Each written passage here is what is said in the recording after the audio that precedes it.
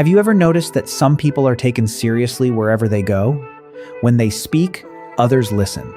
When they need something, people are willing to help. Meanwhile, you may be just as capable, yet you are constantly overlooked, dismissed, or treated like you barely matter. Before you blame the world for being unfair, consider these 5 uncomfortable truths. You probably already know them. You just may not want to admit which ones apply to you. The first reason is that you are too agreeable. The moment someone asks for something, you say yes. A coworker pushes a last-minute task onto you even though your schedule is already full, and you still say, no problem. A friend calls late at night to unload their problems, and even though you are exhausted, you are afraid to end the conversation. You think this makes you kind, flexible, and easy to work with.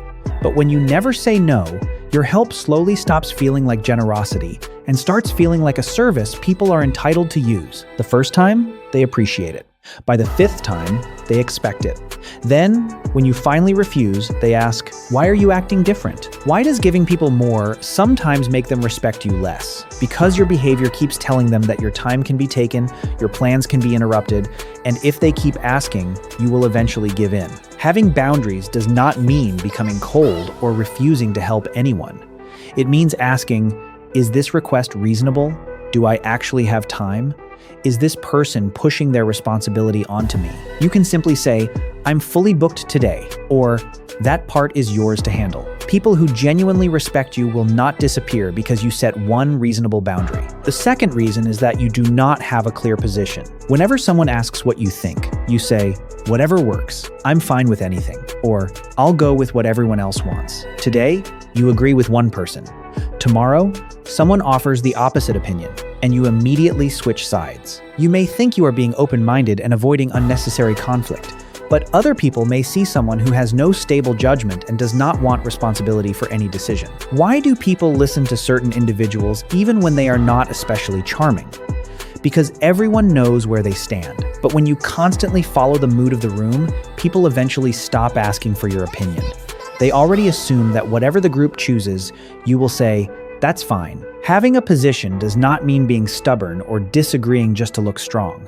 It means thinking before you speak and being willing to explain your judgment. You can change your mind when the facts change, but not simply because the loudest person in the room disagrees with you. The next time someone asks what you think, do not immediately say, I don't care.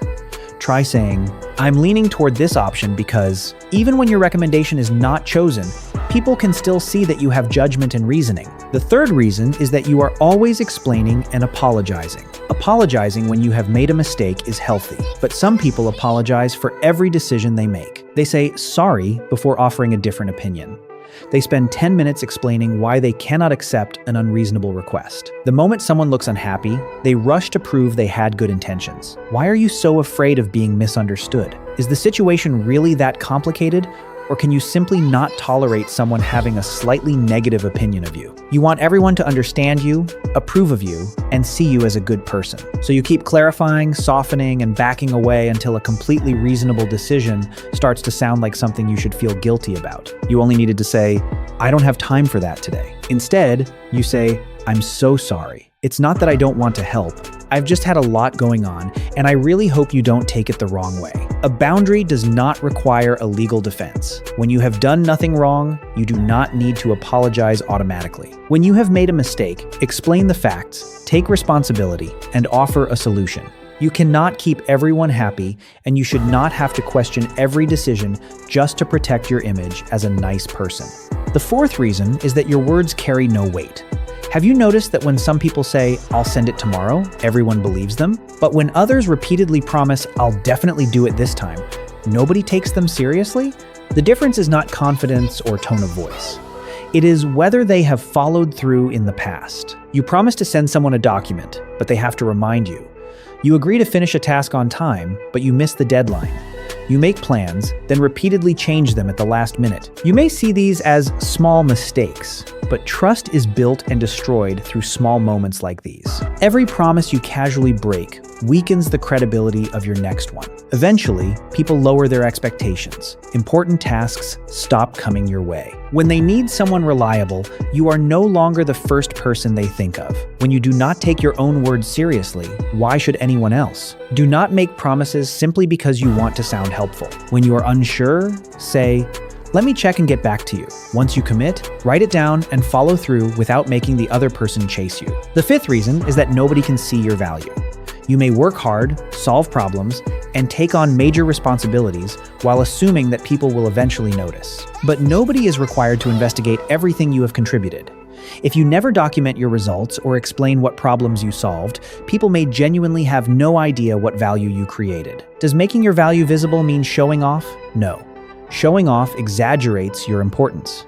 Communicating value means clearly stating facts. Instead of saying the project is finished, you might say, "I redesigned the process, shortened the timeline by 1 week, and resolved 2 issues that could have delayed delivery." That is not taking unfair credit. It is making your contribution visible, understandable, and measurable. There is nothing wrong with being humble, but humility does not require invisibility. You do not need to promote yourself constantly, but you do need to communicate what you accomplished, what you improved, and what results you created. Otherwise, you may keep doing valuable work behind the scenes while everyone continues to overlook you.